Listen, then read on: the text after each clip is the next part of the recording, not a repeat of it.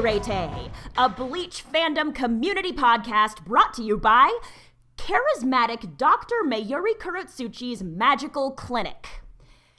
Which is just canon. I'm not kidding. It is from the bootleg. If you don't believe me, check the wiki. Happy New Year! My name's Del. What's up? It's great to be with you guys again. Today, I am joined by Lethan. Hey! And Naomi. Hiya! And we're here to dive into 3 seriously action-packed episodes. Action-packed just doesn't cut how much information we just got from these. There is a lot of information too. Yeah, that's true. There's so much going on. There's so much. Yeah. These were informative. There's some really clever storytelling devices that are used here also in terms of just how the information is revealed, and I'm really excited to get into that. So should we just hit it? Oh, yeah! Yeah, dude, take it away! All right, so that brings us to episode 42. The episode begins with Renji chatting to Zanpakuto that takes the form of a monkey with a snake tail, letting us know that Ichigo is no longer the enemy. Meanwhile, Yoruichi stabs Ichigo in the gut with a drug and then carries him off tenderly into the sunset, leaving Ukitake to manage the Ryoka. Rukia is carried back to her cell with the promise that Ukitake and his seated officers will try and appeal her sentence. Uryu and Orihime don some Shinigami uniforms to blend in because despite what the anime has shown of her, Orihime is actually, wait for it, pretty damn intelligent. They are not sour. They are watched, however, by a very creepy figure we know to be a captain. Yoruichi informs Ichigo that his sword is constantly in its release state, which is called Shikai, and with her help, she will help him achieve the next phase, which is Bankai, a stage that only captains have achieved, but can they do it in just 3 days? Stay tuned to find out, I guess. But not yet. Because we go somewhere else in the next episode, which is called The Despicable Shinigami, episode 43. So, Orihime and Uryu, still clad in their stolen Soul Reaper garb, keep pressing onwards towards Rukia and the Repentance Cell. But a few obstacles stumble, some more literally than others, into their way. The first obstacle is one Makizo Aramaki, aka Maki of the 11th Division, who is then subverted by a second obstacle, which is a group of inexplicably handsome 12th Division soldiers who, much to both their own dismay and the dismay of Orihime, are secretly bombs detonated by the obscured and obscurely clad Mayuri Kurotsuchi. Orihime protects herself and Uryu with a shield, which sparks Kurotsuchi's interest in experimenting on this curious new subject. But Uryu has a thing or two to say about that. He orders Orihime to get the hell out of Dodge while he gears up to fight Kurotsuchi. Things get ugly, arrows fly. Kurotsuchi reveals that he knows quite a lot about Quincy's and finds Uryu boring because he experimented on the Quincy's to his heart's content some years ago. Uryu ends up immobile because of Kurotsuchi's Shikai ability. The 12th Division Lieutenant, Nemu Kurotsuchi, gets in the way and gets herself sliced and gets herself chastised by her captain for, not doing enough, apparently. And just as we're left wondering how the hell Uryu will get himself out of this scrape, we see him absolutely burn with determination when we learn that one of Kurotsuchi's subjects of experimentation was none other than Soken Ishida, Uryu's grandfather. Which, of course, then leads us into the ending of this battle with episode 44, Ishida, the utmost limit of power. The battle between Uryu Ishida, Quincy, and Mayuri Kurotsuchi, captain of the 12th Division, rages on with the help of some special Quincy magic and some weird bodily functions. We also learn more about Uryu's past relationship with his grandfather and lack of one with his dad. Kurotsuchi takes the opportunity to show us our first Bankai, the second release of a Soul Reaper Zanpakuto. This gigantic baby, the Bankai, not Mayuri, is no match for... Sorry, keep going. No, that was excellent. Whoa. Yeah. It's no match for Uryu's Quincy's ledge steel ability, having snapped his glove dramatically and had a brief costume change. He absorbs the surrounding spiritual pressure and shoots Mayuri down, causing him to flee, or gloop away as a green liquid. It's not all over for poor Uryu, though. Out of the frying pan and into the path of Captain Tosen, who immediately releases his Shikai. Oh, this guy just can't catch a break. No, like, he at can't. He all. really can't. Bless his wee heart. Oh God. Right. So episode 42 then, what were our thoughts, feeling? Because this one was kind of like a wrap up, wasn't it? This one was a wrap up from what we'd seen previously, like the end of season 2. This was us getting the tail end of all of that then. So we'll start there and then we can sort of discuss the other 2 episodes. Yeah. What did you have for 42? It's easy to forget with everything that happened in the previous 2 episodes, but we did get something really what I thought was really quite cool and made me really exciting. And it's the appearance of Zabi Maru. Yep. Tell us more. So as you said, Zabi Maru takes on the appearance of a baboon with a snake tail, which can have connotations to like a Japanese folktale of a gnu. Yeah.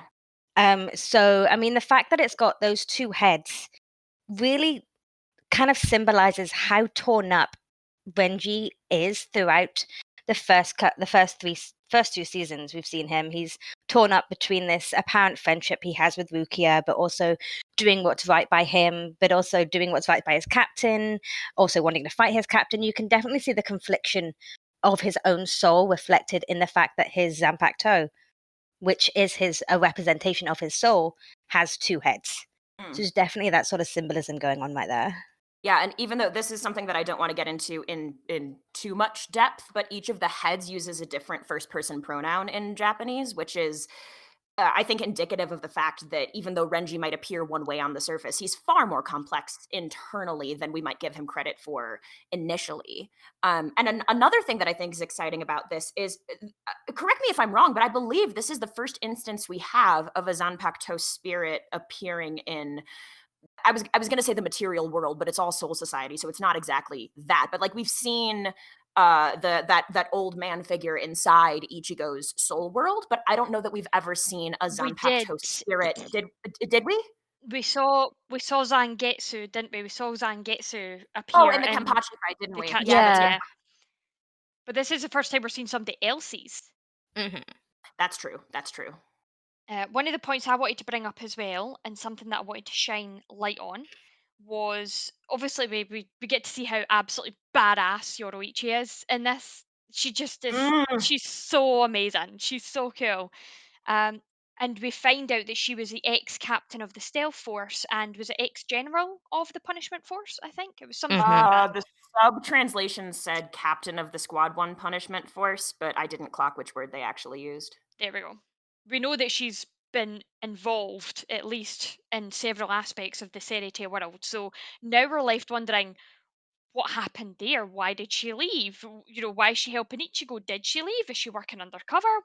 Like we have no idea now what's going on and what her background is and who she's working for, who she's working against. But what I did notice, and this was something I really wanted to draw to light, was how she addresses both Byakuya and Yukitake differently. I saw that also. Yes. Yes. So she addresses Ukitake, like when she says his name, she says it so softly and with reverence, like she clearly has a lot of respect and care for this man. Oh, incidentally, in the Japanese, she doesn't use an honorific. She just says Ukitake, and he just calls her Yoroichi also with no honorific, her given name. So there's a closeness between these two, or just a level of like, or a mutual understanding, if not a closeness. Mm. And in the dub that I watched, she practically breathed his name, like it was said really like in a way that you would speak to somebody that you really cared about. Oh. Which I thought was really lovely. But then she literally turns around and she just sasses Byakuya. It's just Yeah. fantastic. She's just literally like, "Oh, you're such a big shot now." And it was funny. There was a moment with Byakuya that I noticed as well, which I thought was really exceptional. So Byakuya, and I think we talked about this a little bit the last time we had a regular episode, but we saw Byakuya's Zanpakuto turn into a bunch of tiny little flower petal blades and slice Ganju to pieces, right? But here, we literally hear him speak a release command indicating that he is going to go Shikai. He literally just says scatter, and that process begins. Yoruichi does something after he's initiated that process that stops it. Yoruichi literally stops Byakuya from going Shikai. That is next level shit. That's wild. Oh, I don't know if I was paying enough attention to even see that. Yeah, dude. That thing when she like wraps that ribbon around his sword Yes. and I don't know whether it's just a matter of keeping the material compressed or like I don't know Oh, where that yeah. energy goes if it's never created or destroyed, but I was shocked. I had never noticed that until this rewatch, but she's got some incredible She powers. does. And powers we've never seen before, including her Right. transformation. Mm. Right. know? Right. So what else? What else can she do? Oh, She's a big mystery. She's exciting to me. Yeah. she is. Very exciting. And then, of course, her lovely game of tag, in which she manages Mm. to escape Byakuya, who is a captain. She escapes him holding Ichigo. So, again, we're finding out just how powerful she actually is. It did take a lot out of her, we know that, but Right. She's also been out of practice. Even she says yeah, that. she And we did. actually hear, I don't remember who says it, but somebody straight up says that she may say it herself, but somebody else may say it to her. It could be Byakuya. I can't remember. Says that she's been in hiding for 100 years, at least. We have that confirmed in this episode. Yes, yeah, that whole 100 years and the fact that she's been out of action. Yeah. She's going to teach Ichigo Bankai in 3 days. What? Mm, mm, That'll be mm. interesting. Yeah, and she also, I don't know, this is something that perhaps we can tease out in a later episode or a spoiler episode or something. But Yoruichi does acknowledge that this method is dangerous and unconventional. And I just want to name that we have not seen Yoruichi carry a Zanpakuto. And I've wondered before whether those two things could be related. Ooh. That's interesting. Yeah. Right? I've always thought about, the fact that Yuichi not seen, at least in these episodes, to have carried a Zanpakuto, but I never put two and two together that it might have been because of what she's about to teach Ichigo. And she has some level of personal familiarity with this method. We don't know why or where it comes from just yet. But I wonder if it was a bit of a trial and error and whether she was one of the errors and Ichigo is going to be a demonstrable success. Mm. Something like that. Oh, my headcanons are running wild. I Thanks. know. Right? Right? Yeah. Oh man, I love it. Oh god. Running just as fast as Yoruichi using Shunpo. Oh. Oh. I am Oh. proud of that. Shh. Oh gosh. Right, but that was literally all I had was my notes for 42. Anybody got anything else? Yeah, just that Kiyone almost accidentally says "I love you" to Ukitake. That's all. Oh yeah. I love that. Yeah. It's so sweet. It's so funny because I was sitting there going, "Oh, that's Dale." Well, yeah, except at this point in my life, I think I would just say it. Like, I'm really over not being direct about my romantic interests. And if we were in the same space, I'm sure I would. Well, I don't know. Probably, I would see if we were like if we had the potential to be good friends first. But yeah, I mean, maybe I would just ask to braid his hair and see how that goes. Not sure. I reckon he'd be fine with that. Probably. Oh my god. And like all of the fan art with him wearing just like lovely little flower crowns and stuff. Oh god, he's so pretty. Not the Yes. point though, because I do want to acknowledge something a touch more a touch more serious, just a little bit, which is the fact that, and like, granted, I don't know, I don't remember when he shows up next, and so I don't feel terrible about waxing excessive about his limited screen time here. When Yoruichi fucking gut punches Ichigo, Ukitake clocks from far-ish away. He's able to say straight up, "You injected a powerful anesthetic directly into his system. It's either Gaten or Hoten," which I assume are specific Soul Society or Spirit World drugs or I have something. translations if you want them. Oh yeah! Is it like the 10 that's heaven? Is it that? Well, Gaten is piercing point and Hoten is collapsing point. Oh shit. That's the Viz translation. Okay, cool. But yeah, so he's very subtly revealing this specialized skill set, and I think it's a cool thing to see. I did notice actually that he had spotted that from far away. I thought it was just because of the way Ichigo just flopped Ichigo just No, flops. no, he is canonically, and there are a few instances that come up later, but he is canonically very adept at actual medical practice. Like, he Medical. has canonically performed surgeries. He's with it. Mhm. So anyway, I will do my best not to say more about Ukitake this episode, because I know that that's not the point of any of these episodes, not really, but that's my boy. Naomi, do you have any anime and manga differences for this one? I do. I think these episodes really start marking the censorship with blood. I've seen a lot in this couple of episodes. We haven't really seen it too much, other than a few lost limbs or bandages where they shouldn't be. But there was a significant difference between Ganju in the manga than there was in the anime.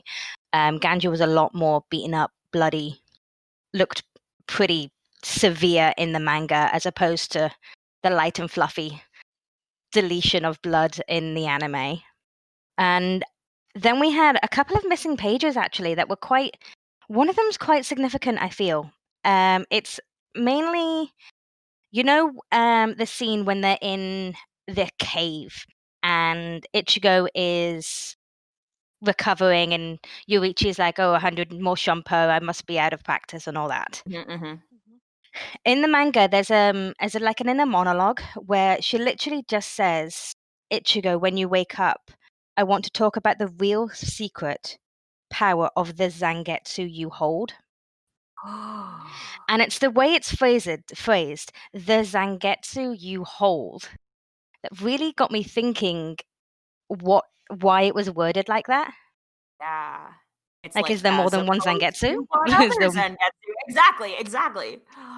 So yeah, that was missing from the anime, which I don't know. I mean, it could come to light further on down the line. It could be that there's more than one secret power, that she's, in this instance, she's just referring to Bankai, or it could be that she's referring to something else. Yeah, that's a good point. She's so cagey. Damn. And then the flashback scene. Well, it's not a flashback in the anime. It's when Ichigo wakes up and attacks Yuichi for bringing him to safety, and that's a flashback in the manga. And it is preceded by a conversation of sympathy between Yuichi and Ichigo, where Yuichi says, I know you're hurting, but you're going to have to push through because we really need to get this done. But during that fight, when she's telling Ichigo to rest because you'll open your wounds again, and Ichigo's like, why did you rescue me and not Rukia? And Yuichi's like, there's nobody had any hope in defeating Byakuya, it's only you. In the manga, she brings home the fact it's in 3 days, you just might have the chance, others won't. Uh-huh. So that's the first instance of the 3 days, whereas the 3 days isn't really harped on about much in the anime. It's more kind of hinted at in the manga, the fact that he is the only one who could probably do this in 3 days, not the others. Shonen hero being special. Yeah, I Truly. love how that's where your mind went. Mine's is jumping all kinds of spoilers ahead, and I was just like, I can't say exactly what I want to say. I genuinely think it's a combination of both. I mean, I think you Yeah, need to true. have hashtag shonen hero being special, but then yes, there are other reasons, which in my opinion is just a conflation of hashtag shonen hero being special. But it's the plot, it's our main character. I'm not gonna like shit on the main character for being a main character in my favorite fucking anime. Like, Yeah. Can I just say as well, like Ichigo, and this is a tiny little side tangent, but Ichigo, even though he is the main character of this anime, like other animes feature more heavily on their main hero, whereas Bleach splits away quite a lot and Bleach shows has so many characters it's too. yeah, like we get a decent amount of other characters that like Mm, yeah, I like it. I like the balance compared to a lot of other animes that I've watched. yeah, agreed. Mm, Was that as I Naomi? also, because at this, Oh, go on. sorry. For that episode, yeah. Sorry, Dale, what were you going to say? No, that's fine. This is actually a really lovely segue because I was going to say, just from from a storytelling standpoint and from an exposition standpoint, this series of 3 episodes did something really clever. And I assume the structure is similar in the manga as well because it's been a minute since I've looked at that. But we have Yoruichi revealing to Ichigo in a fairly exposition-y way, hey, Zanpakuto has 2 releases. You've got Shikai and then you've got Bankai. And then structurally, just 2 episodes later, we get to see that in action directly in a fight that Ichigo is not in. So I just really love the way that information is revealed. I found it so tight and so neat and so satisfying. So shout out to Kubo for incorporating that in that way. I thought it was quite impressive. Yeah, it's nice to see that it's not the main character, the main hero that's doing it first and showing us it first, because that usually always happens with stuff. But yeah, to see Mm. this other character, I will admit when we heard that word Bankai, I was like, ah, Yeah. Chills, yep, chills. I love it. Oh god. So on that note, are we feeling like we're in a good place to move on to episode 43?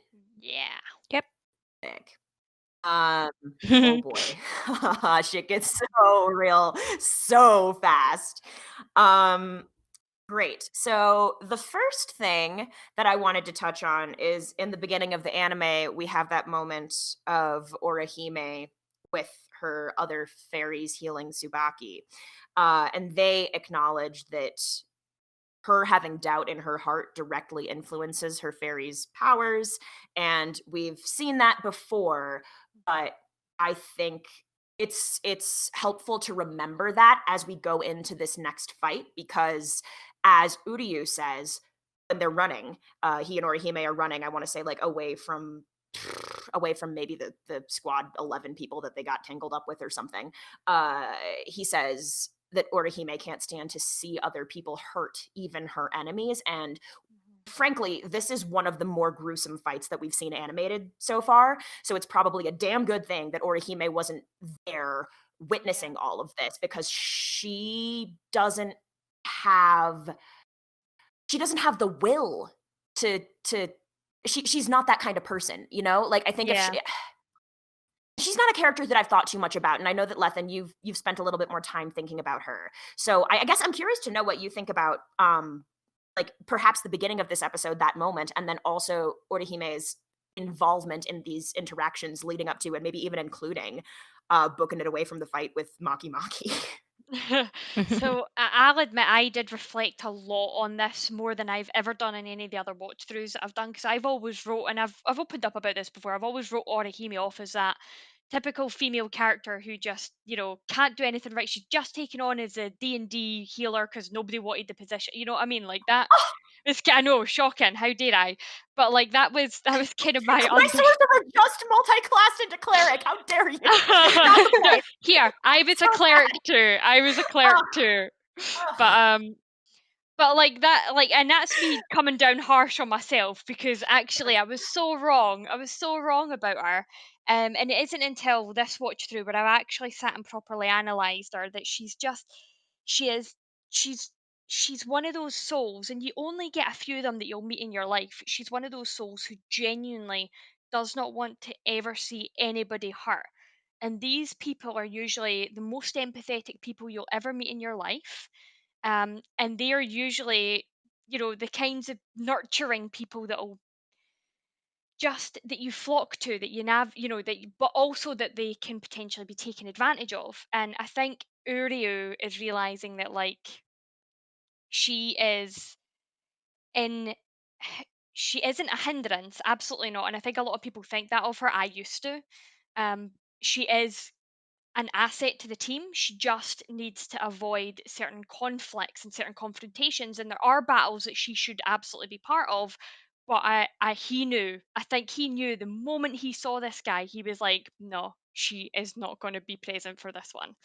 Um, and that was the right call to make. And her actually crying over the loss of those other soldiers that were her enemies tells us so much about that empathetic heart that she has. And actually, in that moment, that short moment, you learn so much more about Orihime's character than you could have read from a book.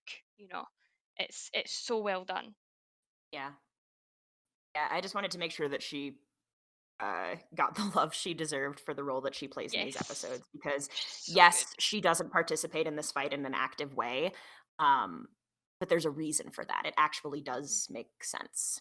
So, with that having been said, now let's oh God. Let's talk about the fact that we've got a captain in the fucking Gote 13 who makes bombs out of his squad members without their consent. That's Ah. the kind of person who is awarded the rank of captain sometimes. Okay. This is the first time, and I know that Kenpachi was borderline, where we're like, what kind of people are allowed to freaking work in these departments, Right. these roles? But like Kenpachi was borderline, but you see a softness to him with Yachiru. Yeah. So he has a heart, regardless of what he might come across as. He has got a heart in him. But this is the first captain that I've met where I'm like, oof, do you I even? mean, I feel that he does, and the reason that I feel that he does is it's because of things that I can't talk about in anime only episodes. But yeah, it's a really stark contrast. I think this is the most as you say, we've seen some intensity from Kenpachi, but this is by far the cruelest and most Yes. brutal piece of violence and the most brutal interaction that we've seen between two people on opposite sides thus far in the whole entire series, I would say. Because Mm. what's the translation? He says when he's talking about Orihime to Uryu, he says that he's Mm. going to experiment on her until he turns her to mush. Oh yeah. Oh yeah. So I have a theory here. I have a theory that even though Mayuri has said that he's experimented on Quincy before, I Mhm. think he can potentially sense a power in Uryu, or there's something about Uryu that he's intrigued by, and he is pushing him, continuously pushing him. And I actually think, because I don't think it was just a off the wall fly cuff that he happened to have a picture of this guy's grandfather. I think he knew exactly what he was doing when he throws that picture down and is like, oh yeah, oh, I can't remember the name of his student. Oh, here's a picture of him though. I think he knew exactly what he was doing. He was pushing buttons to see if Uryu had any abilities that he himself has never experienced before to further his research. That's very clever. I've never thought of that, and who boy does that track. So, Wow. Oh, I love that theory. thank you. Yeah. And he's been watching them for a while as well. Yes, he Yep. has. So This is he could have easily have picked up on like at least Ishida's last name yes. and then kind of put two and two together from that. Well, doesn't he though? When Uryu and Orihime are introducing themselves as squad members, do they say their Yep. last names? They say their In the Japanese, they sure do. yeah. So there you And go. So Orihime in the Japanese routinely calls him Ishida-kun anyway, so. Mhm. there you go. So I think Mhm. he knew. I don't see Mayuri. He doesn't strike me as the kind of person to carry around a picture of somebody that he's experimented on unless Oh, you he don't has think he's just reason. sentimental? Yeah, exactly. You know what I mean? Like, I think he would only do it if he had reason to have it on him. You know what I mean? So that was where my thought went as soon as I saw him do that last night. I was like, I bet you he knew exactly what he was doing. Yeah. Oh, man. Let's see. I want to acknowledge also that when he introduces himself to Uryu, he says that he's the captain of Squad 12, which, yes. And then the specific phrasing he uses to follow that is the second generation chief of, depending on your translation, sometimes it's Technology Development Bureau, sometimes it's Department of Research and Development, something to do with tech and dev and stuff. But he says second generation. So interesting that he chooses Ooh. to name that in an introduction to somebody who hasn't met him before, and Mhm. then it means that there was more than likely a first generation individual who did this before Kuratsuchi did. I wonder who that could be. Well, Wow. okay. I'm not saying anything. I'm just saying it like Mm, that. oh baby. Uh, good, very good. Um, But I thought it was funny that was a choice he made, because he could certainly have just said, "I'm the chief of this department. I'm the head of this department," or whatever. The fact that he chose to include second generation was unexpected to me. I 'Cause I can't imagine it's necessary. It's either definitely a point of pride, being like, "Haha, I'm here now," or I can't imagine he's like trying to keep himself humble. That doesn't strike me as his MO at all. I mean, to be fair, at this point, we could start piecing puzzle pieces together, right? We absolutely Yeah, could, because we know who the last captain of the 12th was. We've already Yeah. worked that out. We've seen yeah, that. that's true. That's true. That's And true. if it was only the 12th that was in charge, I mean, that's not to say that it isn't just the 12th, but we know that each division has their thing, right? That they're good at, that they do. So if the 12th is that, we could make some deductions. That's all I'll say. Yeah, and Mayuri does also say a little bit later on in this episode, when he's talking about how he, oh right, created Nemu. He uses the word Gigai. So this is another Mm. individual who develops Yeah. Gigai, and we're aware of one of those already at this point. Yeah. I think there's loads of clues here that if you're reading between the lines hard enough, you can tell. Yes, it's true. Yep. It really makes you wonder that what did the other guy do that was so bad that made him captain? Like, honestly, honestly. I remember the text messages when I first watched this. We watched this last year, sending a text message, and I was just like, "What the heck did he do that was so bad? I hate this dude." But yeah, You know what else I realized while we're speaking of, okay, because at this point we know that Kisuke was a former captain, right? Like we're yeah. aware of Yeah, this. yeah, and we know it was of 12 as well. Right. So, at some point within this series of 3 episodes, I believe it's Yoruichi, says that only one person has ever achieved the rank of captain without unlocking Bankai, and that's Kenpachi. So, logically, the astute viewer can Mm. deduce that Kisuke has Bankai, yo! What? Yes. Who is this humble, mysterious shopkeeper? Ah! The amount that I want So to have good. been in that when that captain's exam was going on, by the way. Oh my god. Oh Ah, Oh my fly my on that wall. yes. god. So true. Oh man, that'd be amazing. Like, I think about that often. I think about the fact that these captains like, I mean, with all of them had to perform Bankai to achieve the rank of captain, which means they probably had to do that in that tiny room. I mean, maybe they could have gone to a different setting, but I think about that often. Like, I don't want to name any specific names because I don't want to give spoilers for Bankai that we may or may not see later. But there are a few that I'm like, how do you do that in a space that small? I know exactly who you're talking about. Oh god. Oh, wild, wild. I love these mechanics so much, you guys. I don't know if you could tell. So good, so good. Yeah. And you know the really, really cool thing is like watching this through with other minds and discussing, and I'm digesting things and looking into background, thinking of things a lot more deeper than I ever have before. That it Yeah, never even same. occurred to me that there were all these little seeds dropped that like, oh, Kisuke was a captain before. Oh, wait, there was a chief of research before for the same squad. Oh, wait, actually, Bankai's achieved by like all these seeds before I didn't even think of. But now I'm like, oh my god, how did I never pick most of these up? Mm, That's good story writing right there. hmm right? Right? Yeah. It's all so beautifully woven. Oh And my this is god. something else that I wanted to call out, and it tying a tiny little bit into something we've already spoken about for the previous episode, but like Japanese anime has this ability to just like it doesn't feel like it has to spoon feed you things. And I think this is a kind of Japanese storytelling where it's they can hint at things and they understand it, but in Western culture we need things shoved down our throat half the time. Like, and I know I've brought this up before with the like "look, I am your father" moments, and like we need things forcefully told. They can't just be little nuggets dropped and we understand fully what things mean. We feel like our media has to spoon feed us, and actually these little nuggets here that we're picking up on are beautiful examples of all of that kind of happening again. And I think that's another reason why I love like this kind of media so much, is because I feel Mm, like I'm not being spoon fed and I have to be left to find little things out for myself. And I really enjoy that. yeah.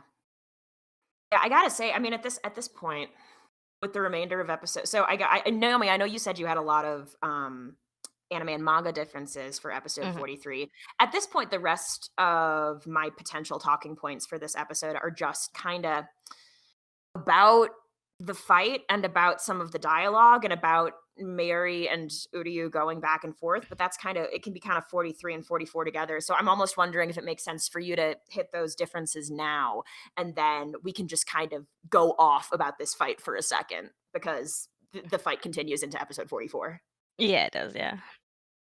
The only other thing I had to bring up about the thing as a whole is something Mayuri says, in the fact that he was like, were you never told about the captains? Or he alludes to the fact that they went in pretty much dark. And if we already know that, Yoichi's been in hiding for 100 years, Kisuke was a captain beforehand, Mayuri does have a point. They could have been a little bit more informed. Yeah. You know what? That's a very good point. Very good point. Very good point. Like, it's a case of Kisuke's like, oh, you know what? I could probably guess who was captain after I left. Don't go anywhere near him. Gosh, of course. Mm-hmm. Unless Kisuke was interested in obtaining more allies, and he knew that they were going to push themselves harder if they didn't have access to that information. I mean, knowing Kisuke, honestly, I wouldn't be shocked if he was like, okay, Uryu, you're a smart kid. Let's see what you do once you get in there. I feel like Kisuke is being very Dumbledore with leaving out important bits of information. But I think as well that there's something to be said for characters that usually do that, are doing it to watch other characters grow by themselves without spoon feeding them stuff. Mm. So I wonder if there's maybe an element of that there, where Kisuke isn't not just for Uryu's intelligence, but for Ichigo's strength, withholding information to see, okay, I want to see how. And again, maybe this ties back into the fact he maybe was chief of research before. Who knows? You know what? We've actually seen this style of mentorship within him before without saying too much, but if you think about the way that he may have engaged with a previous subordinate to show them things and let them figure things out for themselves a little bit, whilst also enhancing their own growth. Like, I assume, Naomi, you know who I'm talking about. So don't want to say too much more about that, but I think that's very much his style. Yeah. In that case, then we can draw parallels between Mayuri and Kisuke, and the fact that they were both pushing those buttons to see how far they can push these people. Yeah. And drawing parallels between those two makes a hell of a lot of sense. I think that makes so much sense. Mm-hmm. They're both scientists. I would still trust Kisuke if he invited me around for dinner more than I would trust Mayuri, to be honest. Yeah. If Tessai's cooking, let's go to dinner with Kisuke. Yeah, that's a really good point. God damn it. Also, he's a family man. Motherfucker. Okay. That said, I don't know how quick I would be to just trust Kisuke. He's a bit of a schemer. Like, I don't know. He has a few more moral scruples than Mayuri does. Low fucking bar, but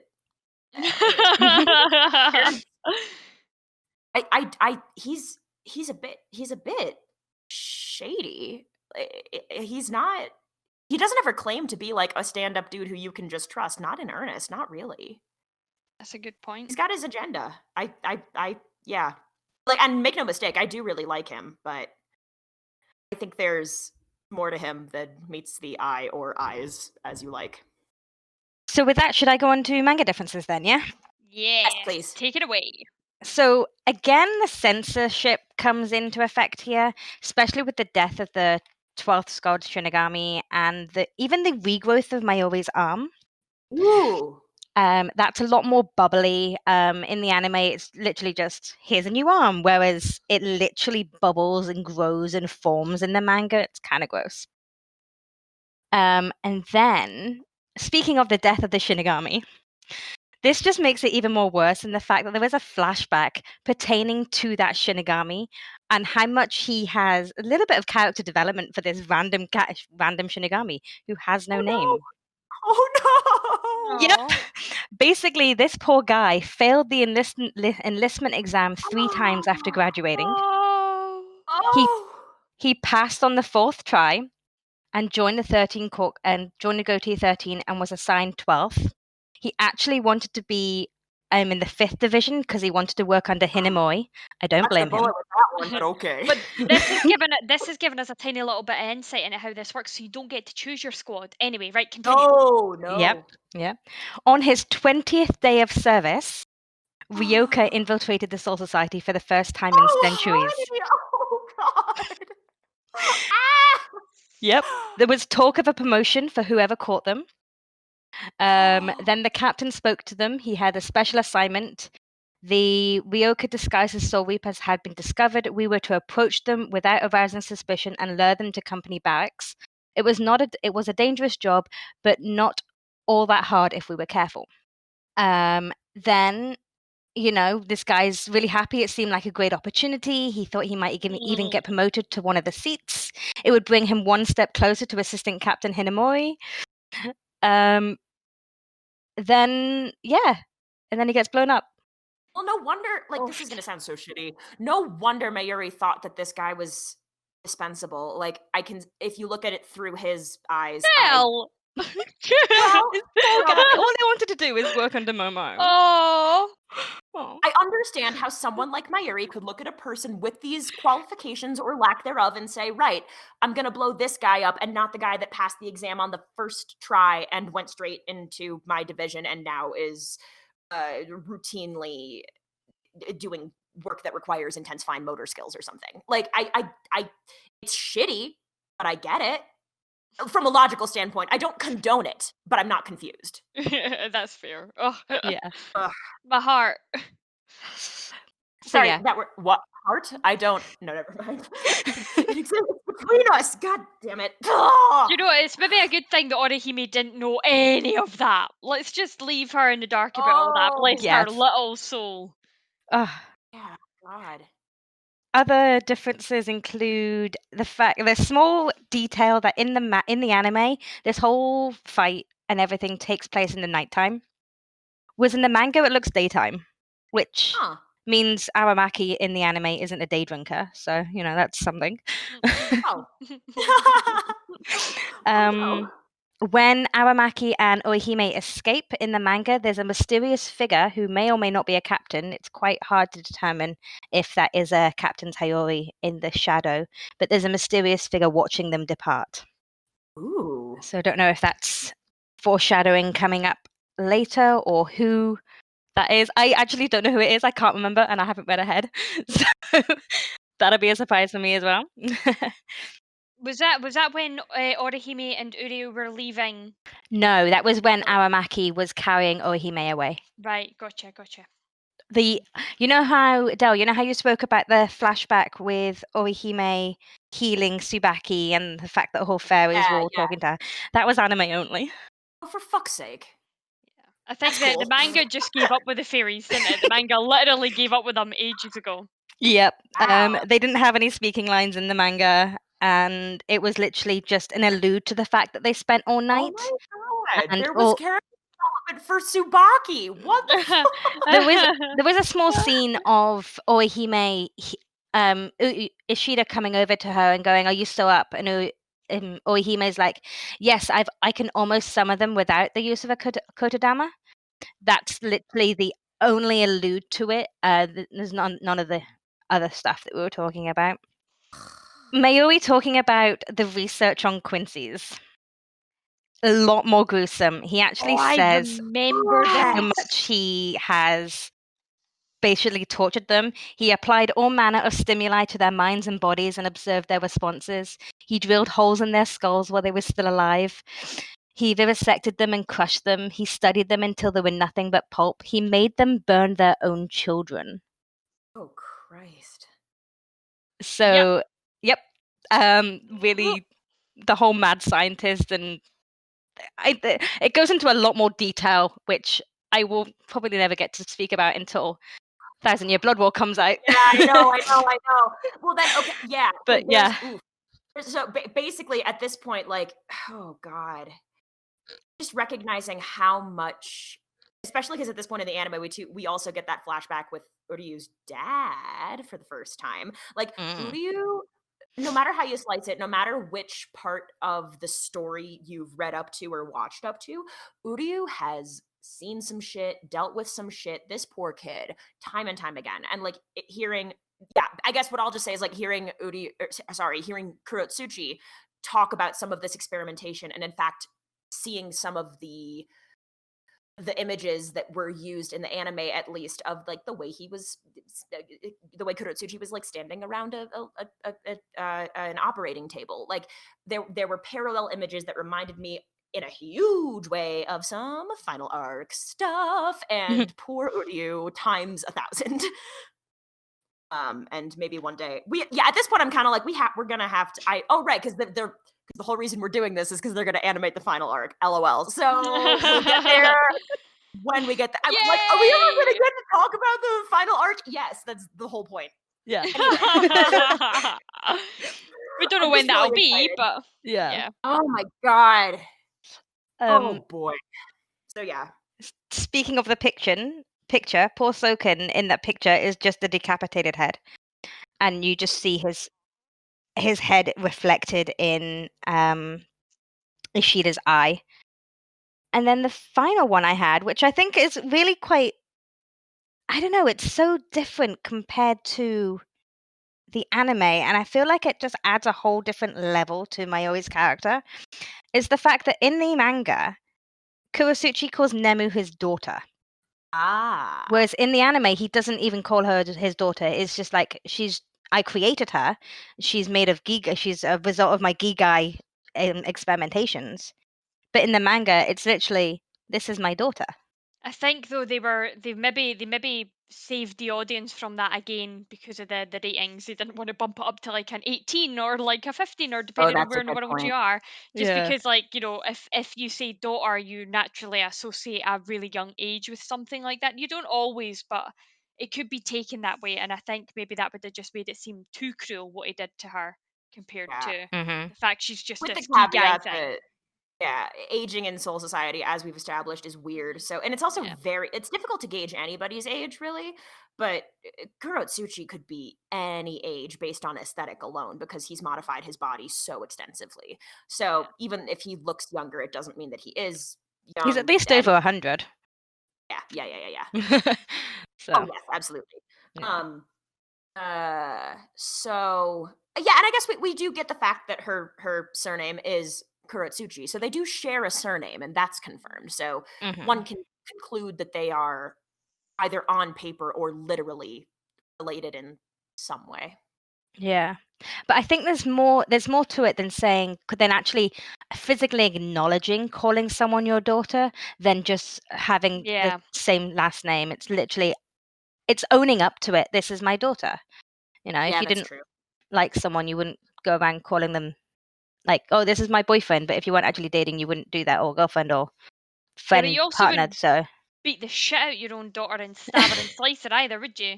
yeah. Or at least I would like to think you wouldn't. Yeah, like that's getting into some dark territory, but like without sounding absolutely awful, like not necessarily that happens. It's bad, it's unpleasant, and it happens. Like that's Kenan and Orihime's backstory, isn't it? Weren't her parents physically abusive? They were, you're right. That sucks. Yeah. On a lighter note, how badass is Uryu once he decides that he's gonna move his own limbs with spiritual particles because Mayuri has effectively severed the synapses between his brain and his body? That's pretty cool. That is very cool. Quincy Puppet Master, yeah. I love it. I also think what a cool way to give us some exposition about Quincy mechanics, because up to now we've gotten some relatively detailed investigation of how Soul Reaper shit works, and like frankly, Quincy shit is often just Soul Reaper shit with some slight tweaks and some slight nuance and like maybe some German names here and there. But it's nice to hear when Mayuri's like, oh, you use that thing to get you up in the air, and like, oh, this is Hirin Kyaku. It's basically a flash step, but not. It's cool to get that exposition in the middle of a fight because how could that possibly be boring? That's a great way to do that. Yeah, it's a good way of storytelling, isn't it? And it would have only worked if it had been Mayuri that Ishida was fighting against. If Ishida had fought against Kenpachi, I don't think we would have got that same kind of...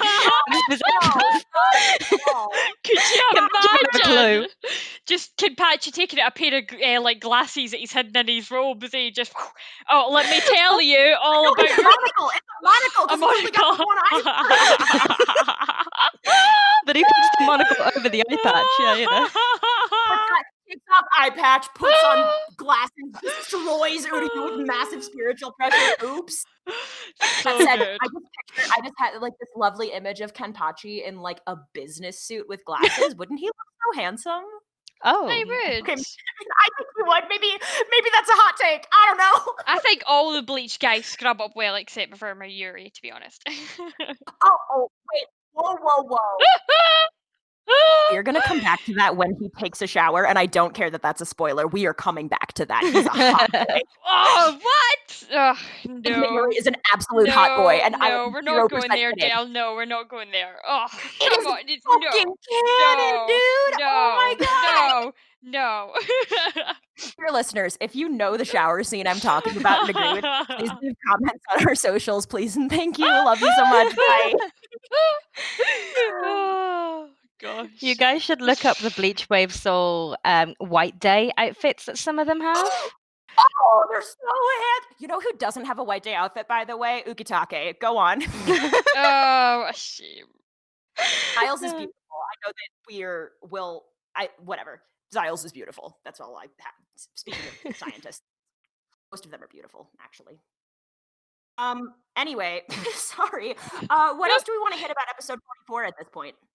The Shikai releases. We had a new Shikai release that had a variety of different translations that I saw. The sub we had Claw Out. The manga was Tear Him Up. And then the fan manga that we also read to compare, because sometimes fan manga take things literally, whereas Viz Media translates it to make more sense. The fan manga had Pillage, which we wrote off as randomness. But yeah, Tear Him Up, Claw Out, and Pillage were the three that we got for those. For Asoji Jigo. Oh, Soki Jizo. I ain't saying that.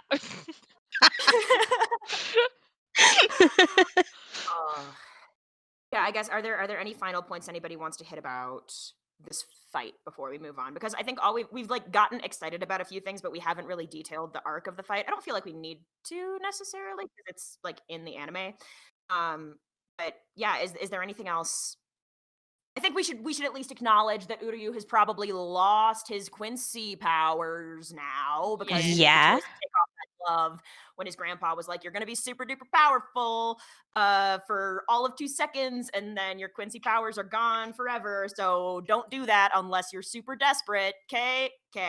Yeah, that was a big decision for him to make, wasn't it? It was a huge decision, but I feel like he had no choice because this was us seeing Bankai for the first time, and this thing is terrifying. This thing is like if you took the human centipede, times it by 50, attached it to a baby, and then just like it was terrifying. Did I go too far? Yeah. No, I don't think so. I was thinking about how gross the human centipede is. I hate it. Yeah. that specific kind of body horror makes me be like, oh, like I'm fine with Mayuri and I can call him a hot boy, but human centipede is where I definitely draw the line. Ew. Yeah, I think this is also I haven't studied this extensively. This is by no means an area of expertise for me, but the name of Mayuri's Zanpakuto is Ashisogi Jizo. Jizo is, in my understanding, the name of a deity who is associated with stillbirth and lost children, and so the fact that there's like infant imagery, baby imagery, but it's a little bit. I don't want to say perverted because a stillbirth is not perverse, but it is tragic in its own way. So that it's imagery that has to do with infancy that is difficult to look at makes sense linguistically. And I think that just makes it even more. How would you describe it? Like, what do you just like? What's an adjective for like your skin crawling? I mean, my 2021 ass wants to be like cringy, but I don't think that's exactly nuanced No, enough. like worse, way worse than that. Like, just I'd just say skin crawling. Like, yeah, like it yeah. it makes me feel so uncomfortable. It's just Yeah. his whole him, just that him. him. Yeah, Yep. Yeah. all that he I mean, is. he's definitely unsettling, and he's meant to be. Yeah, and then I guess we'll see what happens to Uryu now that he's lost his Quincy powers ostensibly and has just come up on somebody else who instantly goes Shikai. That's fun. Yes, that's not a good time. And we see like the colors inverted, and there was like a high pitched frequency noise in the dub version when that happened. So like we don't really Ugh. know what the power is yet at this point, but Yeah. it doesn't look like a fun time. Let's just say that. Doesn't sound like a fun time either. Yeah, No. baby. Rough stuff. Although it was handy that, he got poisoned, and Nemu, who yeah. says that the poison doesn't affect her, still has the antidote behind her lieutenant's badge. That was a big freaking antidote. What the hell? How was she? How? Just how? How did that not fall out at any point? Why did she even have it? If she's immune to it, then why did she have it? Yeah. That's a really good question. Yeah. I mean, for all I know, I mean, oh god, the only theory I've got there is that perhaps in order to create such a potent poison, I mean, I'm sure Mayuri is like down to say screw the rules when it benefits him, probably. But for all, like, maybe there was a governing body that said, hey, if you're going to be waltzing around Soul Society with this kind of poison, you need to have an antidote on hand because can you like there are probably some individuals who, if they'd been subjected to that, would have just been completely fucked, and that's probably not okay or not helpful on principle. Like, I'm imagining a situation in which Kyoraku is asleep on a roof in the 12th division, and then Mayuri goes Bankai, and Kyoraku still being asleep. Granted, he just has so much alcohol in his system that he's probably immune to toxins at this point, regardless. But that, I don't know. Like, probably not literally that. I'm also realizing how terrible an example this is because Kyoraku is so perceptive and so aware. Whatever. Suppose it's Rangiku. I don't know. She's perceptive too. This is getting away from me dramatically. But, I'm just enjoying someone watching who's you not dig this supposed to be grave. poisoned. Thank you. It's the one thing I'm good at. No, I know the point you're trying to make though. Like, what if somebody Yeah. got caught in a crossfire? What if he was Something just went wrong by accident. Like, suppose it were some random fucking Central 46 dipshit. Suppose it were some high ruling official who lives in Soul Society, some noble family member who isn't a Soul Reaper, but who is important and is on a diplomatic envoy somewhere. I don't know. Yeah. It is pretty There would fucking have to be a poignant, though. reason for it, yeah. Mhm. It could also even be that she carries it potentially because if he goes Bankai to defeat an enemy, but he decides he wants to experiment on them later and he needs them alive, she Oh! carries it just as a backup of like, here Ah, we go. there we That go. makes way more sense than I think. I love that. There's plenty of options here to play with. I've got a couple of symbolisms and parallels. So I just saw some symbolism and parallels between Ishida and Ichigo. First, really, the symbolism with Ishida is the fact that he's standing there, he's got his Shinigami Shihakuso on, but then it comes away, revealing the white shiitake underneath, like the white undergarment. And from that, we can also tell the fact that Ishida quincies are usually symbolized with the color white, whereas the Shinigami are with the color black. There's that kind of cross comparison between the two. Ishida's Quincy outfit is pure white with the little blue accents on it. Whereas, there was a little bit of symbolism there that I saw was quite cool. The fact that he was wearing the black Shinigami robe, but then it came away to reveal the white undergarment shiitake underneath. I thought was quite a good symbolism to prove of the whole honor of the Quincy's there. And then during the flashbacks with Ishida, and he's there as a cute little kid wearing his cute little Quincy outfit when he's like 7 or something. There's definite parallels between him and Ichigo. The fact that they both want to train and protect everyone from the Hollows. They've both trained for those 7 days. So even though, they don't really get along all that well, at least in the start, there are some definite parallels like between when the two of them. Uryu was like, "Oh, I'm just going to summon a bunch of hollows. I don't give a crap about the people in this town." Exactly. sure. Yeah, when he was 7 or however old he was, he's like, I want to protect them all. I want to protect everybody from Hollows. So yeah. But that's what I saw.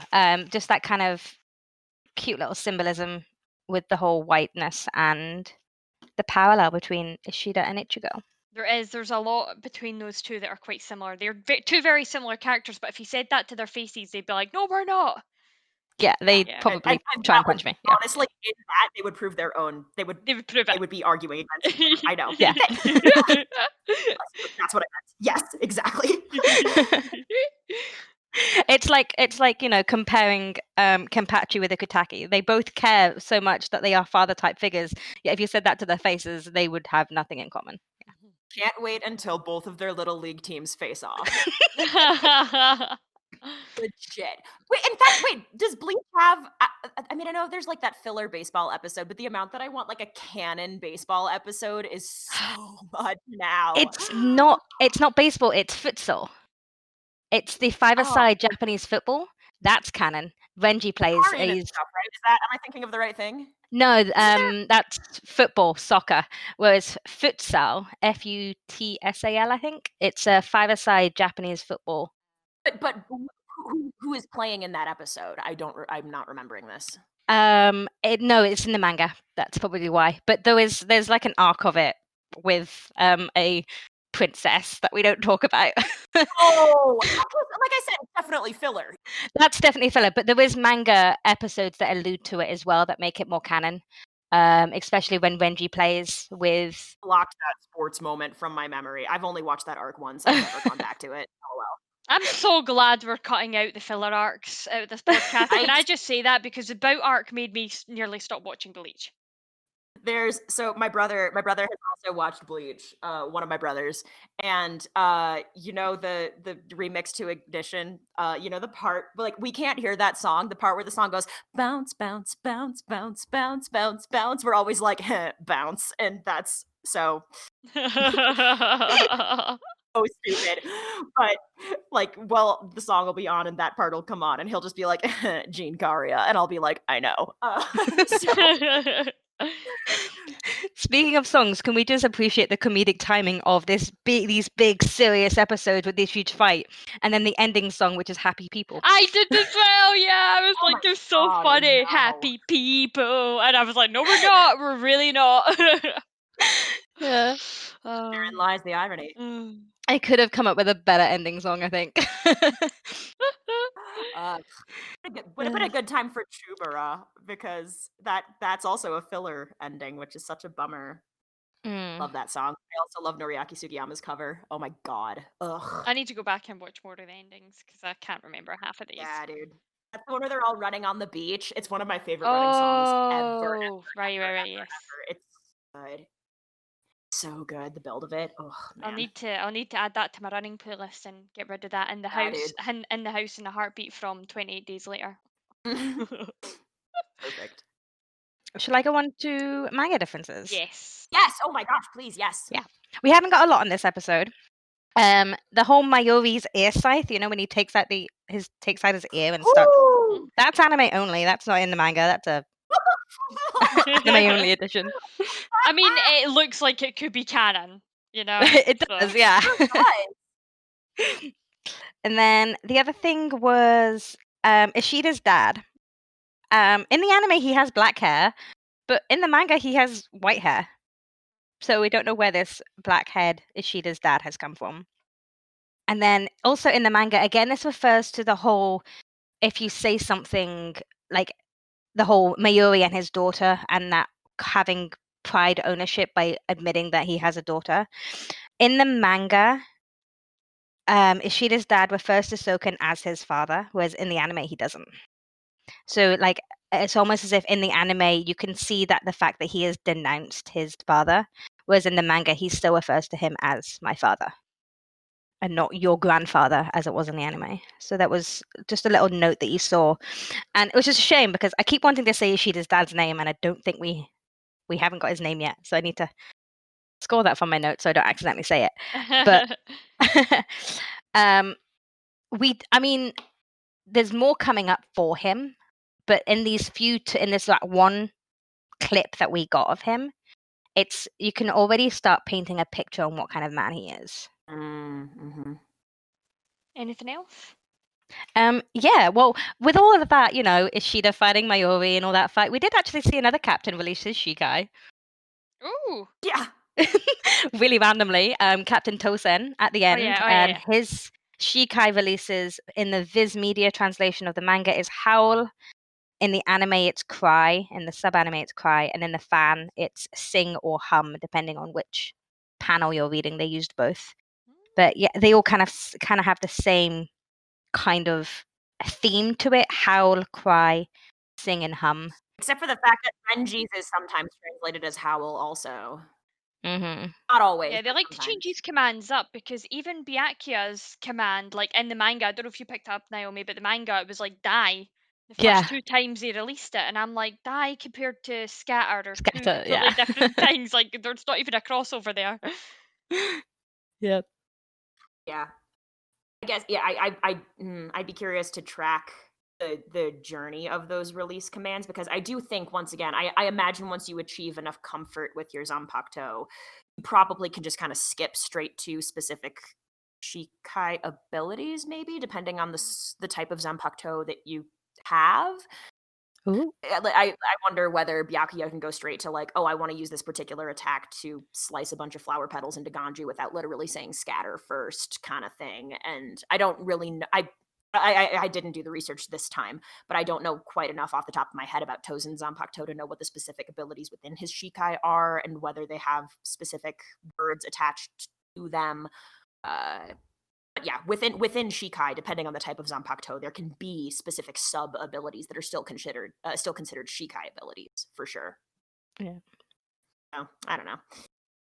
Well, anything else for the episodes at this point? Yeah, I've got one that might be interesting to Lethan. So you know how actually refers back to episode 43 when they look at the insignia on the inside of the Orihime and Ishida's outfits. So the insignia for the 12th division is a thistle.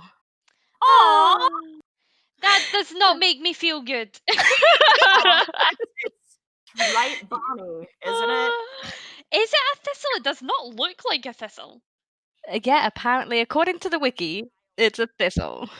All of the insignias and the flowers are kind of stylized. Hold on, Bleach Squad 12, because it really, like, it looked. It does not look. That doesn't. But okay. I mean, it looks spiky. Barely. Like, yeah, okay, that's far fetched, but I'll take it. Well, it couldn't have been it couldn't have been for bloody Squad 13. Like, why did it have to be 12? Because snowdrops are the first flowers that emerge in the spring, and they symbolize hope, Lethan. That's why. I'm sorry I asked. I'd have taken any other freaking squad than that one. I mean, thistles can be poisonous. Like to some animals. How so there's many that have you eaten? animals, not humans. That's how a Scott's born. Don't you just like fry them up and call it a day? Isn't that what you So when a Scot is born, the mother has to eat a thistle raw before they give birth. That's it. Anyway, that was a tangent. Thanks, Naomi. I appreciate it. You're welcome. I just saw that when I was like, because I was already on the 12th division page, and I saw that, and I was like, okay, Lethan and I both in this chat. Let's talk about thistles for a second. And is that us? Because I've got nothing. I'm cool. Yeah, I'm good. Okay. So I think we acknowledged that the news has been kind of slow lately, which makes sense. The holidays have just happened, so and we're still in the middle of a really cute global pandemic. So not shocked that news hasn't really been much of a thing over the past couple of weeks. So we don't really have anything for y'all for delving into the Dangai this time. But should anything exciting come about, rest assured, y'all will be I was going to say the first to know, but you'll either be the third or fourth or fifth to know after all of us, I guess. Whatever, you know how time works, I guess. Oh boy, Shinigami Cup, Peroxide Edition. Yes, let's do that. Sick. Who wore it best this week, everybody? Go for it, Naomi. Okay, mine's actually just really cute. It's Orihime in her shikatsu, and it's just the way that she has her hair up as well. and she just looks so cute. And it's like I can totally envision her being in the 4th squad. But that is Yeah, where, she'd be so good at it. yeah, that's definitely where I would see in what I've read as well in fan fictions when when the roles have been switched and they have been in the Seal Society. It's always been Squad 4, and I think it's just super cute. And she definitely wore it. Definitely. Love that. Love that. Mine's who wore it best was Byakuya and his look of bewilderment as Yoroichi escapes him. Ooh, Oh, very good. Mine, I mean, surprise, surprise. Mine is Uryu's sick, unprecedented outfit change after he takes off his glove. It's just so cool. It's just so cool. And he, much like Mayuri, is also a hot boy. So let me have this one. Moving on to best ship.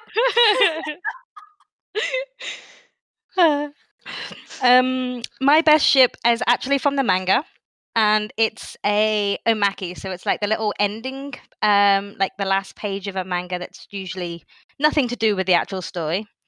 So this one in particular was all about this girl called Midoriko, who is a friend of Karen and Yuzu's from school. And the ship is her and, wait for it, Keigo. Oh. Oh boy. Because the Amakis span 5 chapters in the anime, and the first time she sees them, she sees Ishin, Yuzu, and Karen kind of being crazy, and she doesn't want to like go towards them because she's a little bit scared that they might put her in a loincloth and force her to eat dumplings through my nose. Then on August the 8th, she sees Keigo, and she's like, I happen to see the guy I like. His name is Keigo Asano. He always has a little smile, even when he's alone. He's so hot, little heart. And it's super cute. And then she gets all defensive when she thinks Keigo's being kidnapped. And she's like, while I was admiring Keigo, someone pulled him around the corner and tried to extort money from him. Who was it? Nobody extorts money from my Keigo. Okay, you can do it. Be brave and do whatever you have to do to save him. But it turns out that no one was actually extorting him. It was Tatsuki. I mean, he's probably in more danger from Tatsuki than anybody else, let's face it. Yeah.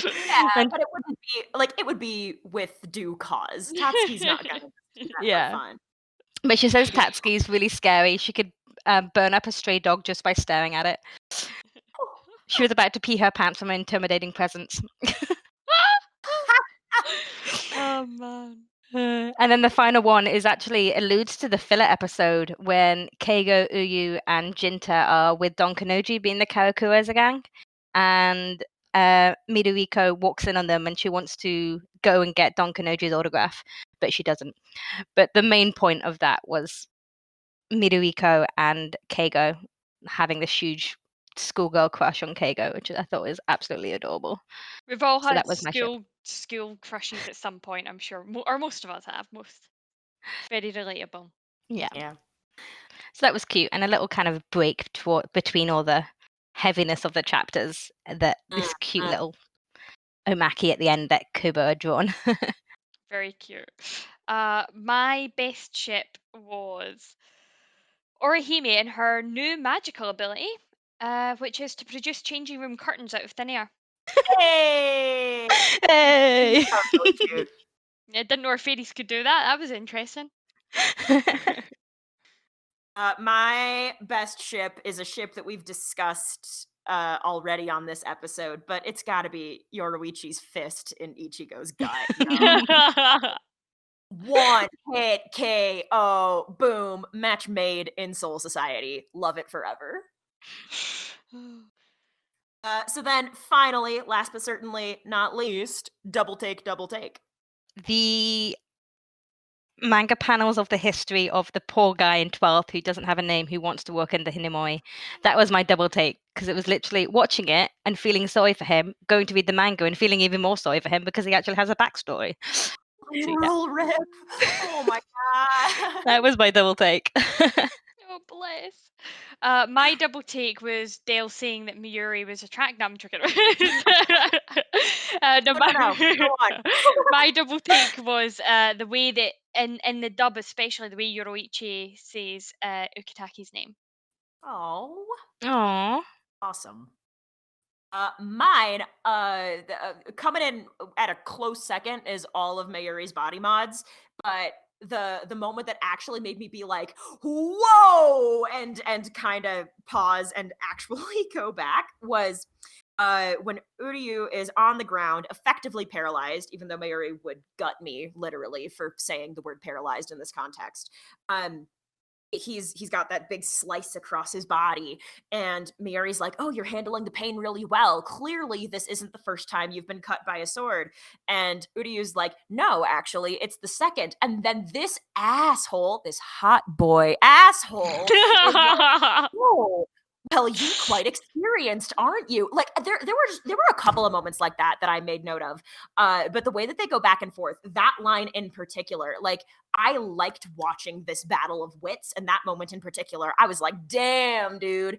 So yeah, that was, I would say most of the dialogue within combat was a double take moment for me, but that one and the energy of that one stood out in particular. All right. So, how about fandom shoutouts for this week? So, in keeping with one of the characters in these 3 episodes, well, 2, I found a really amazing cosplay of Mayuri. And I'm just going to post it. Probably post the second picture better. Yeah, the second picture's better. Oh, It's, cool.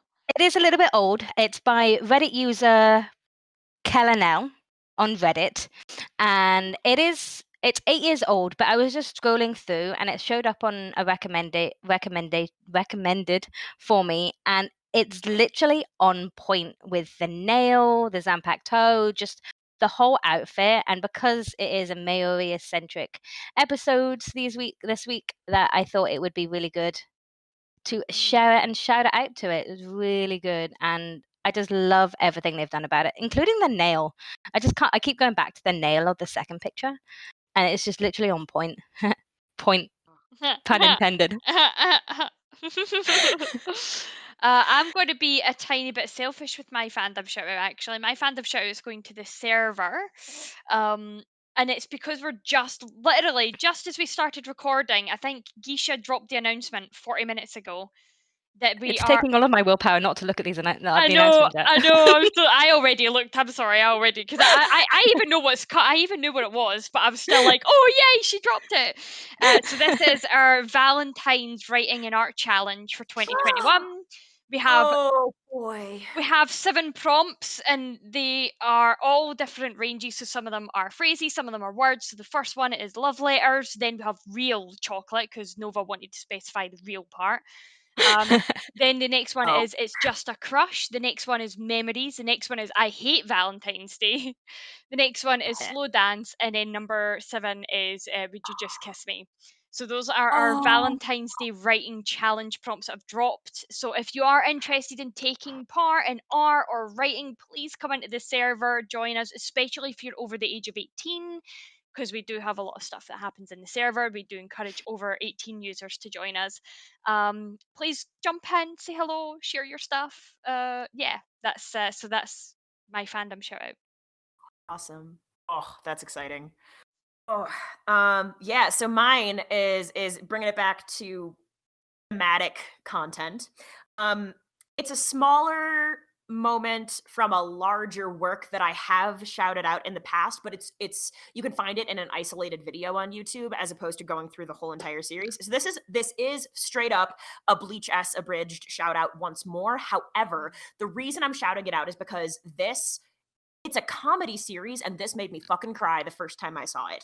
I will say there are a few turns of phrase that I don't think have aged super well since this first came out in 2016. Just because there's like, there's one comment in particular that like is a little bit degrading in terms of gender that I don't love, but the rest of it is dope enough that I'm happy to overlook it in this case. So it's a rap battle between Mayuri and Ishida overlaid over the animation of this fight. And the flow is not bad, TBH. And The rhymes are pretty tight, and it moves quickly and feels really cool. And I think it's an impressive piece of appreciation from fans for fans. So, once again, recommend all of Bleach as Abridged, but I'm specifically recommending this rap battle if you've seen these episodes because it's epic and it hits shockingly hard for a comedy series. So that is my fandom shout out for this week. I must say, see the Bleach Abridged movie watch that we did? That went down a treat in the server. People loved that. Like, Good! they were so, it was so funny. We did it for Christmas. We did the second movie for Christmas because it's kind of Christmas themed. Yeah. So we put out a vote actually in the server to find out what we should be watching next, and it looks like it's going to be the Bleach musicals and Oh, more so excited. abridged, more abridged Good. coming oh my up. God, Uchitake's ballet dancing. Ah! So good. It's so good. Oh, that's exciting. So come join the server if you want to Yeah. participate in that because it's going to be a good time for sure. Oh my gosh, I remember the Bleach musicals when I used to watch them like 10 plus years ago. I used to know all the words. Oh, You Back when can I was like, rewatch. You can rewatch them with us now. I've never seen them, so this will be my first time watching them. oh yeah. solid. Is there anything else anybody wants to touch on before we sign off? Nope. No. All right, great. Well, you wonderful souls, that's the end of another episode. If you like what you heard and you want to get involved per our recommendations, you can find us by searching for TheSeireitei on Tumblr, Instagram, and Facebook, and TSeireitei on Twitter. Each of these platforms will link you to our fantastically deadly Discord family, where you can chat with us about the show, read fan fiction, take part in creative challenges, watch rock musicals apparently, and talk anything and everything Bleach. Now, Ichigo and Rukia might reap souls, but we are hoping to reap some 5-star reviews, and that is where you come in. Make like our favorite orange-haired protector and Ichi go to iTunes, never gets old, to rate us, and make us feel like number one. Yeah, baby. To those of you listening on YouTube, don't forget to be like Chad and give us that good thumbs up. We really appreciate it. On the next episode of the podcast, we will be covering anime episodes 45, Overcome Your Limits, and 46, Authentic Records, School of Shinigami, which does contain some filler, so we'll address that when we get there. And yeah, that's us. We will see you souls then. Till next time. Bye. Bye.